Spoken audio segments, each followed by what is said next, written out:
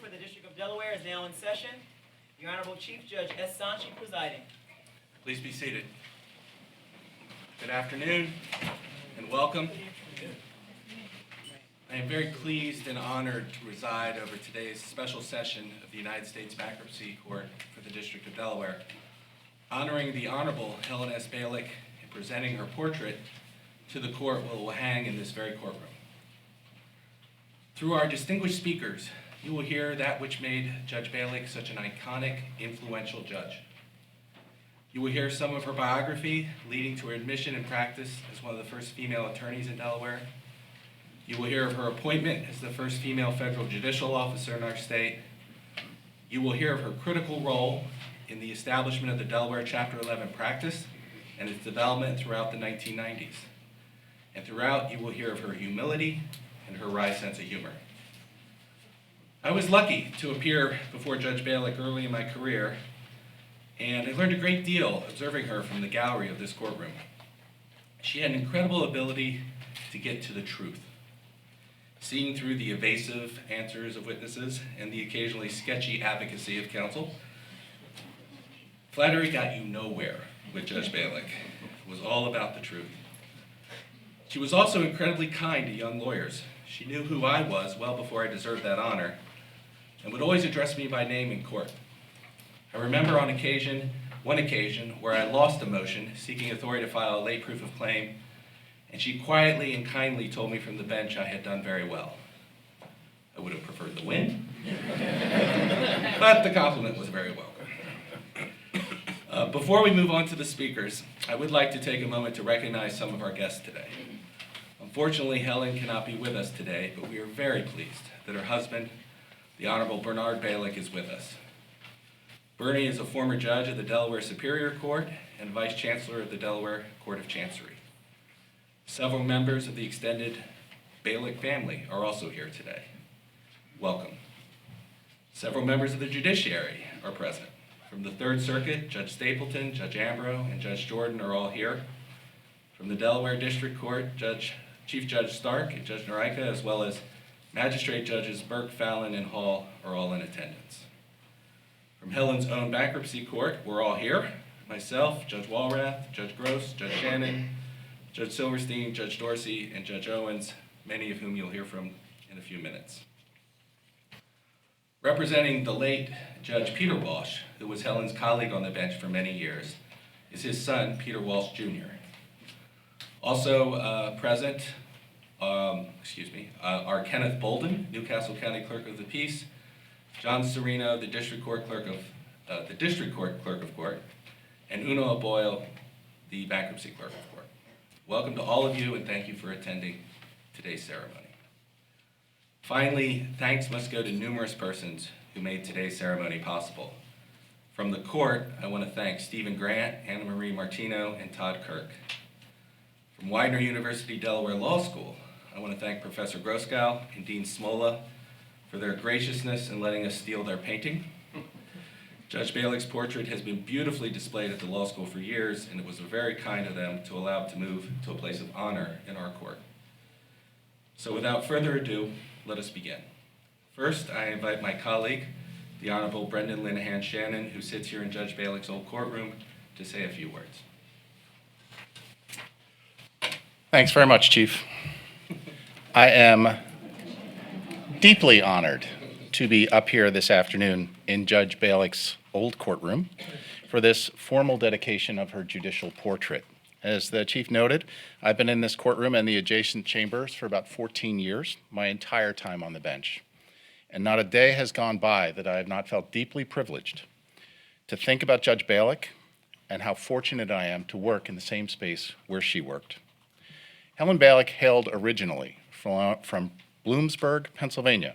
In high school, she learned shorthand, typing, and other administrative skills, which led to a job straight out of high school working as a secretary to a prominent trial attorney in Bloomsburg. In addition to her typical duties, Helen would also attend trials with her boss, taking down the morning's testimony in shorthand, transcribing it over lunch, and assisting her boss prepare for the afternoon's cross-examination. Her boss recognized that Helen was no typical legal secretary, and he encouraged her to go to law school. One small problem. Helen had never attended college. However, as you'll hear over the next few moments, Helen was not to be slowed down by roadblocks. The Pennsylvania State Board of Bar Examiners advised her that if she took the GREs, the graduate record exams, in advanced government, history, natural science, social studies, and humanities, that she would be permitted to take the LSAT and pass and enter law school. In her words, the Pennsylvania board basically said if she did well enough, she could apply to law school and go if she got in. Predictably, she passed all of the tests, took the LSAT, scored highly, and was admitted to Dickinson School of Law in Carlisle, Pennsylvania. Helen excelled at Dickinson, and that's where she met the love of her life, Bernie Balick. She and Bernie graduated in 1966. Helen took and passed the Pennsylvania bar exam and was admitted to practice as a member of the Pennsylvania bar. Her first job out of law school was working in the legal department of Girard Bank in Philadelphia. Bernie proposed, and Helen accepted. Bernie's proposal, however, was not without its particular challenges for Helen. First, Helen agreed and committed to convert to Judaism. Second, Helen would be moving to Delaware, so she would have to become a member of the Delaware Bar. Nearly everyone sitting in this room has taken and passed the Delaware Bar. It is not a pleasant exercise. Let me share with you what was on Helen Balick's plate as she prepared to head down that path. First, conversion to Judaism was no simple task. In her oral history, which is preserved in the archives of the University of Pennsylvania Law School, she described over 6 months of intensive study, a substantial foray into the Hebrew language, and a final oral examination before a Bet Din, which she described as a board of 3 very intimidating rabbis. Predictably, she passed. While all that was going on, she needed to go through the process of becoming a member of the Delaware Bar. One would think that would not be so difficult for an attorney already admitted and practicing in Pennsylvania. Simply apply and take the bar. The Delaware Board of Bar Examiners had other ideas. Because Helen had not gone to college, the board insisted that she take and pass a series of tests prepared for her by the faculty of the University of Delaware. These tests covered English history, English composition, literature, and American history. Oh, and French. A language she had never formally studied. All of this simply for the privilege of being allowed to sit for the bar exam. Once again, she took and passed all of those tests, and in the summer of 1968, she passed the Delaware Bar to be admitted as the 13th woman in the Delaware Bar. She became a legal aid lawyer, but was promptly named to be a master in family court in 1971, a position she held until 1974, when she got a phone call from then Chief Judge Latcham in the district court. Judge Latcham offered her a full-time position in a newly created combined seat as United States Magistrate Judge and Bankruptcy Judge in this district. Helen discussed the opportunity with Bernie, and her words come straight from her oral history. Bernie, I don't want to do this. I never liked bankruptcy. Bernie, in a move that every bankruptcy lawyer in America should be grateful for, encouraged her to give it a try and suggested she could quit in a year or so if she really didn't like it. The rest really is history. She served simultaneously as Delaware's first U.S. Magistrate Judge and U.S. Bankruptcy Judge from 1974 to the enactment of the Bankruptcy Code in 1979. At that point, Judge Latcham approached her with a choice: become a full-time magistrate judge or a full-time bankruptcy judge. Helen had truly enjoyed both jobs, but had come to love running the bankruptcy docket, so that was her decision. My colleagues today will cover Helen's extraordinary contributions to this practice locally and on a national level, and her towering legacy as a pioneer in leadership in our bar and as a public servant. But viewing these achievements through the lens of what she had to go through simply to start her legal career make these achievements all the more remarkable. I will conclude where I began. We are all fortunate and privileged to have had a person like Helen Balick lay the foundation for this court, and I look forward to having her portrait hang in her, and now my, courtroom. Thank you very much.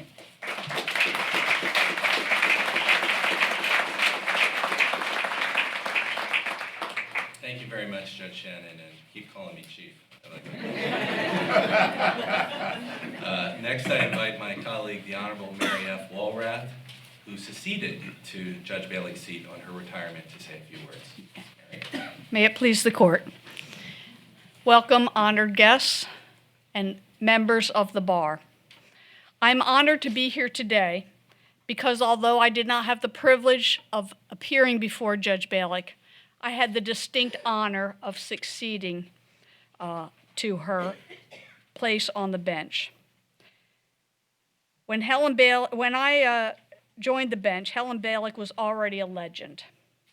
She was one of the first female bankruptcy judges in the country. She had handled numerous big-profile corporate bankruptcy cases. As Judge Shannon noted, she was tough, having overcome numerous obstacles just to get to the bench. But she was also tough in court. She was able to control a courtroom of lawyers with big egos and demanding clients without ever raising her voice. She single-handedly created the bankruptcy industry that we all enjoy today. And she did it by hard work, by accommodating the needs of businesses that ended up before her in dire straits, by applying common sense to resolve the problems that were presented, and by exhibiting and demanding professional courtesy at all times from all parties that appeared before her. I had big shoes to fill when I came to Delaware. But quite frankly, it was easier to follow her than to be the trailblazer that she was in this industry. Throughout the country, everybody knows Helen Balick's name. At any of the bankruptcy conferences, any of the histories of bankruptcy, her name is prominent. And every single one of us in this room owes Judge Helen Balick a huge debt of gratitude for what she accomplished here. So thank you, and I thank all of the practitioners before me who were properly trained by Judge Balick for continuing the lessons that she taught you. Thank you.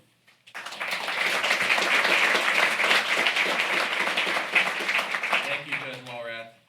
Next, I'd like to invite Professor Bruce Groskow, a dear friend, collaborator, and the holder of the Helen S. Balick Professorship in Business Bankruptcy Law at Widener University, Delaware Law School. Thank you, Chief. I too am deeply honored and pleased to be here today. When I, like Judge Walrath, came to Delaware from Philadelphia in the 1990s, Judge Balick already had defined her court and modern Chapter 11 practice. Parties chose Delaware, and for good reasons. Rulings were prompt, predictable, and fair. Judge Balick's innovative procedures were designed to achieve the primary purposes of Chapter 11, which are preserving businesses as going concerns and maximizing value for creditors. One of these procedures, first-day relief, enabled a Chapter 11 debtor to obtain the authority it needed at the very beginning of a case to make payroll and to pay other necessary expenses promptly. The result was that the company's employees stayed on the job and its creditors were reassured, preserving both the business and its value and its ability to reorganize. The practice was criticized by judges and lawyers in other jurisdictions and by many academics, mostly on the ground that it had no express basis in the bankruptcy code. But Judge Balick did not flinch. She recognized that law evolves within the bounds of a statute or the common law, and that a good judge makes the process work better. Over time, judges in other jurisdictions came to agree with her and followed her lead. The U.S. Supreme Court ultimately approved the practice just 2 years ago, noting that first day orders and payments serve significant code-related objectives. And Judge Balick, decades earlier, the same objectives that Judge Balick decades earlier had found that they served. The portrait that we dedicate today is a fitting, if inadequate, tribute to Judge Helen Balick. It was commissioned by the members of the bankruptcy section of the Bar Association, who knew Judge Balick well and who deeply admired and respected her, contrary to Chief Judge Sanchi's finding. The court did not steal it. We had it on loan for a period of time. This is the second time I think I've disagreed with a whole. The portrait has hung in a prominent place in the law school's library for several years. Dean Rod Smola, a fellow member of the Delaware Bar, and I agree that we will miss it. We also agree that it is most proper that it hang, as it will beginning today, in the courtroom in which Judge Balick presided. In closing, I note that Charlene Davis, who is here somewhere, there you are, initially floated the idea that the bankruptcy section might commission a portrait of Judge Balick. I recall that Charlene and I had some concern at the time that Her Honor, who was as humble as she was energetic, would never sit for a portrait. But I am glad today that Judge Helen S. Balick was persuaded in this case. Thank you.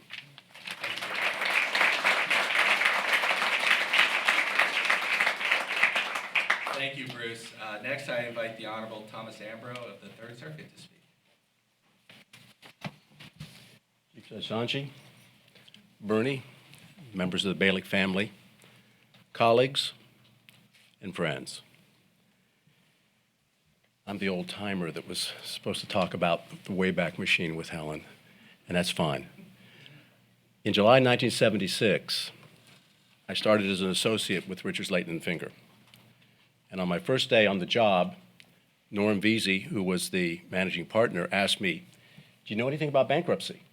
And I go, yeah, if a guy can't pay his debts, he goes bankrupt. And I laughed, and he didn't. Finally, he said, "You'll learn." I was assigned to work with Dick Elliott on a matter called Town Enterprises. And for the next 2 months, I immersed myself in the Bankruptcy Act. This was a few years before the code. What I discovered was that in this area of law I so disdained in law school, I actually came to like. Part of why I liked bankruptcy in practice was Judge Helen Balick. Dick Elliott early on conveyed to me, and that was confirmed by the bankruptcy practitioners of that day, Peter Walsh and Ted von Wetberg, that Helen was like a cactus, tough on the outside, but soft on the inside. And that description was apt. Indeed, as I noted at the initial unveiling of Helen's portrait, or presentation of the portrait to the law school in 2008, I said as follows: for many of us in this room, our memories of Helen are more personal. Nearly every one of us who appeared before her has a story to tell, usually of her sparing us embarrassment for a mistake we made. I dare say that Helen saved more professional embarrassment, and no doubt some careers, than any judge I know. She might appear to use her words as a schoolmarm on the outside, but on the inside, she had the softest and most forgiving of hearts. She achieved in this state the highest status you can get. She was known simply as Helen, just as we know somebody simply as Joe, or a former governor simply as Ruth Ann. But in 1976, there wasn't in Delaware much in the way of big corporate bankruptcies. So fast forward 15 years to December 3, 1990, 29 years ago this week, when Continental Airlines filed for bankruptcy in Delaware, followed soon thereafter by Columbia Gas and TWA. While prior to Continental, we were just happy if we could get a case every once in a while like a Century Glove, but we clearly had not geared up in any respect for the onslaught of cases, major high-profile cases, that came to us after Continental and with Continental. But we adapted, and Helen led the way. She got the bar to support an additional bankruptcy judge who in 1993 became Peter Walsh. She got many of us involved, including Alicia Randy Marinelli, to fight the efforts to take away place of organization as a proper place of venue for a bankruptcy case. Administratively, as noted, she enlisted bar counsel or local counsel in the effort to make large Chapter 11s more efficient. An example was putting together binders of first day motions and orders that were submitted to the court prior to a first day hearing. That and so many more efficiency protocols, I dare not list them all, became standard in Delaware, and despite some criticism, they have become standard throughout the nation. The upshot is this: so much of what occurs in Delaware bankruptcy, major cases, excellent counsel, both national and local, and judges great at their craft, traces back to Helen Balick. This portrait tells us we should not forget her. At the close of my comments about Helen in 2008, I ad-libbed that I could at last say in public what I could not say before. Helen Balick, we love you. It is important we do so, for she loved us. Thank you.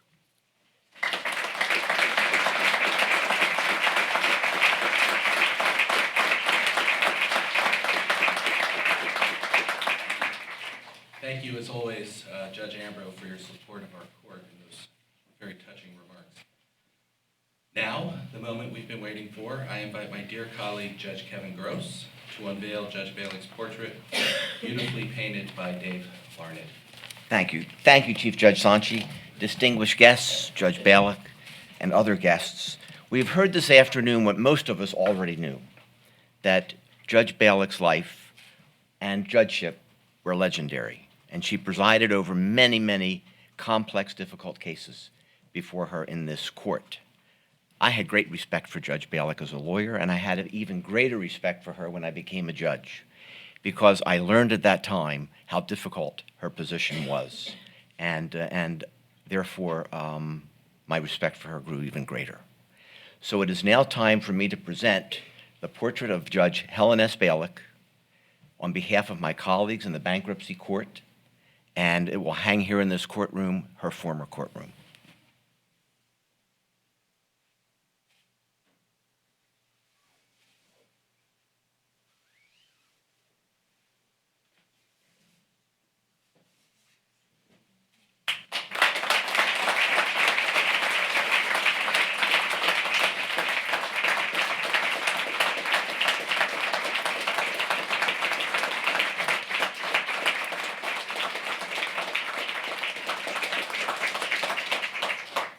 Thank you so much, Judge Gross.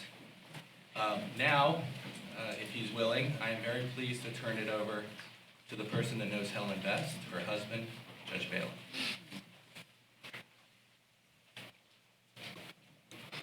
In Helen's behalf, I'd like to thank everyone, the judges and lawyers and Bruce Gross-Gall for arranging this event. It's very sad that Helen can't be here. She has dementia, and she's being cared for at the Kentmere Healthcare Center. She's been there about 5 months now. The last event that I was able to get her out of the house for was back in April. It was at the Jewish Community Center where Richard Levin presented the book he wrote about Delaware judges. based on a surprising amount of research in which he was assisted by Ellen Meyer, he wrote a very interesting piece about Helen in which he talked about her unexpected history. That book is available at the Jewish Historical Society of Delaware. Visitors to Helen have doubted that she recognized them. If you're not prepared for that, it can be upsetting. She recognizes me. If the time comes when she doesn't,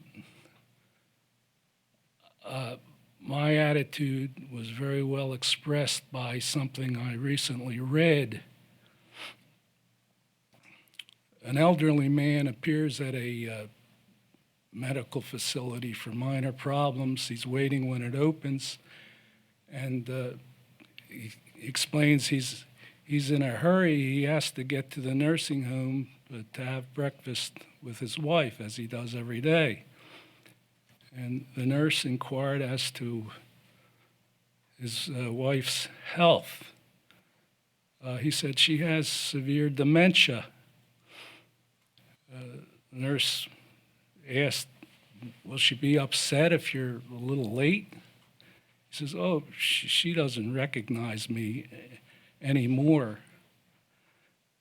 The nurse said, you eat breakfast with her every morning, even though she doesn't know who you are?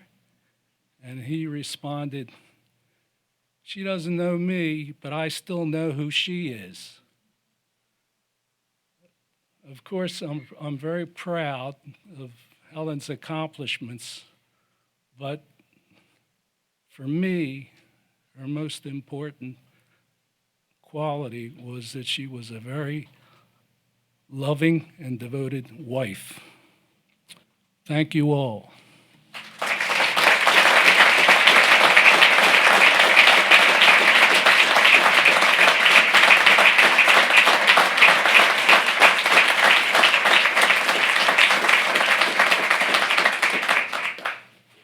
Thank you so much, Judge Balick. Finally, I'd like to invite Jeff Waxman, head of the bankruptcy section of the Delaware State Bar Association, and Andrew Mayo, president of the Delaware chapter of the Federal Bar Association, who have generously offered their organization's support of our reception, to make a presentation to Judge Balick.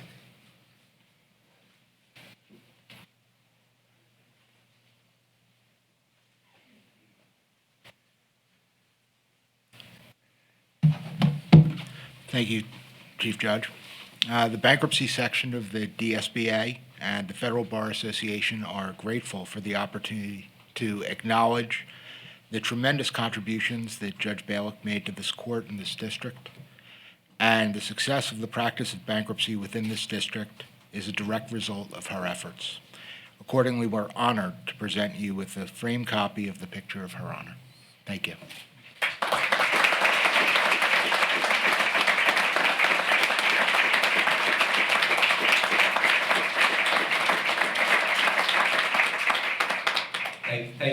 Thank you, Jeff and Andrew. This has been a moment of great significance for our court and an emotional one for me.